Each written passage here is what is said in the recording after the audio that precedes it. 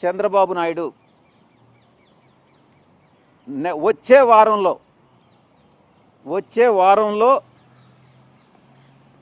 మీ పైన, చంద్రబాబు నాయుడు పైన, కేవీరావు పైన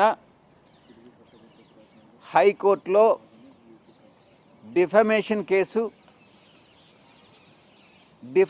కేసు నా మీద ఎక్కడైతే ఒక పార్లమెంటు సభ్యుడిగా ఈరోజు నేను ఎక్కడికి వెళ్ళేటటువంటి అవకాశం లేదు, వెళ్ళను కూడా. చంద్రబాబు నాయుడు వెళ్ళమన్నా కూడా వెళ్ళను కూడా. అలాంటి వ్యక్తిని నా మీద లుకౌట్ నోటీస్ ఇవ్వాల్సినటువంటి అవసరం ఏముంది? తనకు బుద్ధి మందగించింది అని నేను అందుకనే చెప్తా ఉన్నా. నా పైన 21 కేసులు ఉన్నాయి. నేను ఎక్కడికైనా విదేశాలకు వెళ్ళాలంటే సిబిఐ కోర్టు హైదరాబాద్ పర్మిషన్ కావాలి.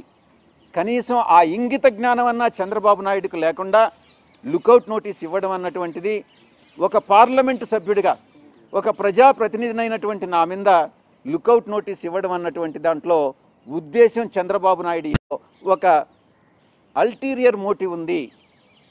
ఈ యొక్క దాన్ని నా యొక్క ఇమేజ్ని, నా యొక్క రెప్యుటేషన్ని దెబ్బతీసేదానికోసంగా ఇది జరిగింది అన్నటువంటి విషయాన్ని దృష్టిలో పెట్టుకొని అటు చంద్రబాబు నాయుడిని, అటు తప్పుడు కంప్లైంట్ ఇచ్చిన దానికోసంగా ఇటు కేవీరావు ఇద్దరి మీద కూడా నేను కోర్టులో దావా వేస్తున్నాను అన్నటువంటి విషయాన్ని మీకు తెలియజేస్తా ఉన్నా.